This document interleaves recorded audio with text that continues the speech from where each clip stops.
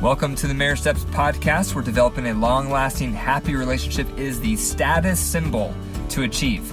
And following my 6 marriage steps is a path to help get you there. The 6 steps are establishing a covenant foundation, owning your brokenness, learning to share power, developing emotional attachment, cultivating sexual fireworks, and staying in love. I'm your host, Dr. Wyatt Fisher, licensed psychologist and marriage counselor. If you believe in this podcast and would like to help me keep it on the air, please consider becoming a monthly supporter by going to patreon.com/marriage steps. That's patreon.com/marriage steps. Depending on your level of support, you'll receive a public thank you from me on the podcast, a free marriage training module of your choice, which are on my website, or 2 free tickets to my next Total Marriage Refresh seminar. And the next one's coming up this coming Saturday, February 22nd in Denver, Colorado. And I'm looking forward to seeing all of you there. The list is up to around 90 couples, give or take. And in that day, we are going to unpack in detail those 6 steps to a successful marriage. There's a lot of application, a lot of time for just you and your partner to talk. There's no group sharing, and it's a fun-filled day. So I hope you can make it, and I look forward to seeing you guys who are already registered. Today I'm going to focus on 5 questions to deepen your empathy. So empathy comes out of marriage step number 4, which is developing emotional attachment. And one way you develop emotional attachment is you become safe for your partner to open up to. And one of the best ways to become safe is you become an empathetic listener. And that involves several things. So one way to become an empathetic listener is you do not offer any advice unless it's asked for. And that's hard. That's a hard pill to swallow, especially for us who are fixers. I'm a fixer. And so I've had to work on this with my wife. She will vent and vent and vent, and all I want to do is fix. But I've learned the hard way through the years that is the last thing she needs. That's the last thing she desires. What she's looking for is empathy. So for you to become a safe listener, it requires some skills, some skill development around empathy. But the first thing you want to consider is don't offer any advice. Now, the reason you want to become a safe listener is because the more your partner feels like you're safe, the more they're going to open up, the more they're going to share, the closer they're going to feel, and the closer you're going to feel to them. And emotional intimacy is often a prerequisite before the physical intimacy, which is why sexual fireworks is marriage step number 5. It's after developing emotional attachment. So I'm going to go through 5 questions you should ask your spouse in order to develop more empathy towards the way they feel and why they feel that way. So let's imagine your spouse is venting to you about something in their life and you're trying to empathize. A lot of people get stuck empathizing because they don't agree with how their partner is feeling. They think their partner is overreacting or misinterpreting or whatever the case may be, but they don't agree with how their partner is interpreting or experiencing or feeling about a situation. Therefore, they feel like they can't empathize, but that's false. Because empathy is not contingent on if you agree with how your partner is feeling. What empathy is getting out of your shoes and then putting yourself in your spouse's shoes and really trying to see the world from their lens, from their perspective, from their vantage point. And when you start to do that, what they're experiencing and what they're feeling will start to make sense. Therefore, you can always provide empathy even if you disagree with what they're feeling.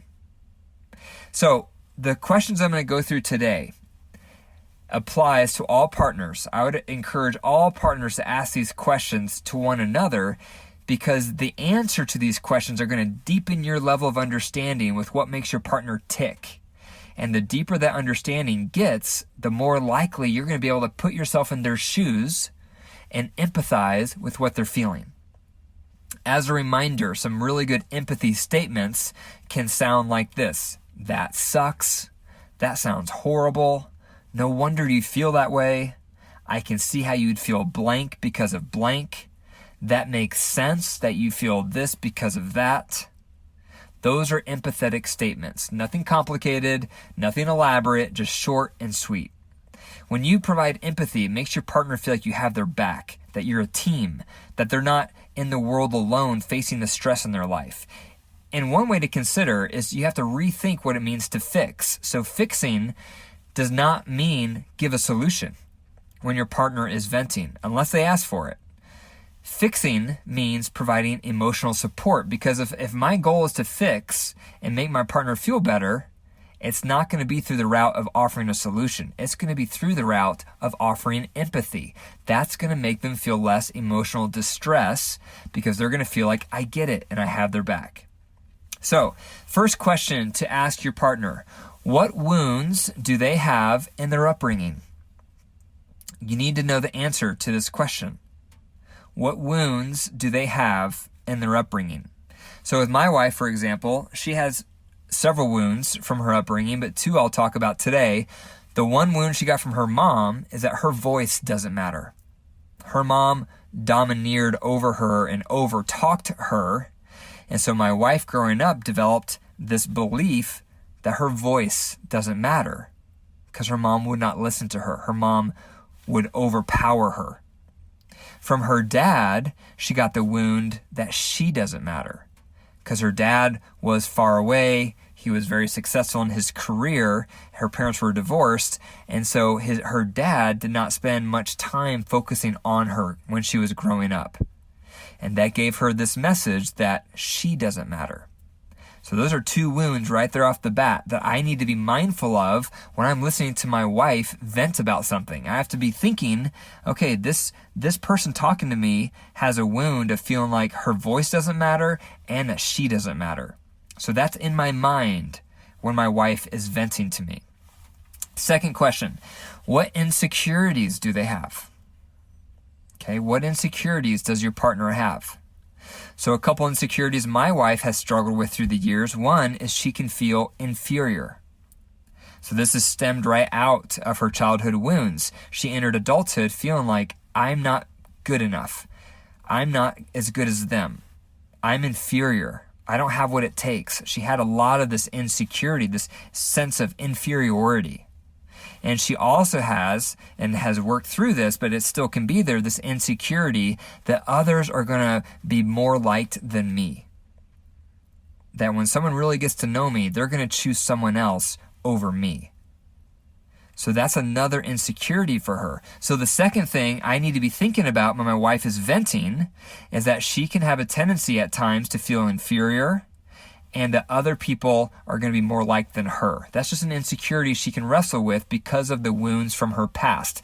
So now I have two things I'm thinking about in my mind when she's venting to me. The third thing to ask your partner is, what are the top needs they have in marriage? What are their top needs? So for my wife, she has three. She has a need for affection.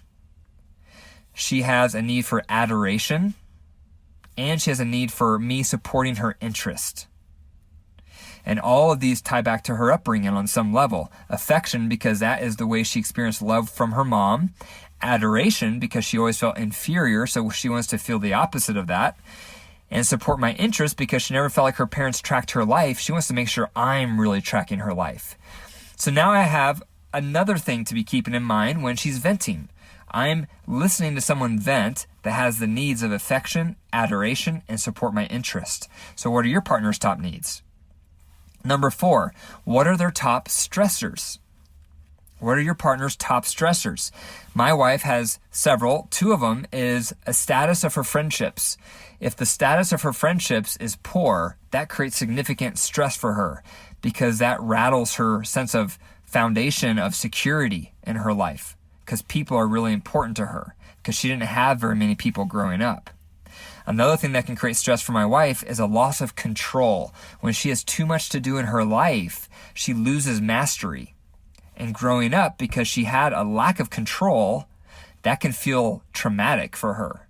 So that's a continual stressor she has to work with, is a feeling of loss of control. And so what about your partner? What are their top stressors? So that's a fourth thing I have to be thinking about when my wife is venting. That's another thing I need to be mindful of is what are the top stressors for her? She is stressed with a lack of security in her friendships and a loss of control in life because she can get too overwhelmed. So I need to be thinking about those two things when she's venting to me. The fifth thing to ask your partner is what are their top values? What do they value most in life? What do they care about most in life? That's an important question because that's a part of who they are. So for my wife, she values several things. One of them I alluded to already, which is friendship. She really values friendship because that makes her feel connected. And again, she didn't have that growing up. Another thing she really values is stability. Growing up, she moved around a lot and her mom was gone a lot for work. And so she felt like things were very unstable. So she really values stability because that means security for her. Another thing she values is feeling significant because she felt insignificant growing up. So she wants to feel significant. She wants to feel worthy.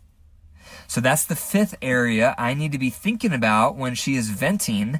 Is this person venting to me has a need for friendship, a need for stability, and a need to feel significant. That's the person venting to me right now. So if you put all that together, that's a lot to be mindful of when you're listening to your partner venting. So the first question again is what wounds do they have in their upbringing? 2, what insecurities do they have? 3, what are their top needs in your marriage? 4, what are their top stressors? And 5, what are their top values? So if you can interview your partner this week, I highly encourage it. And to get down into the details of the answers of these questions and then really meditate on their answers, really let it soak in.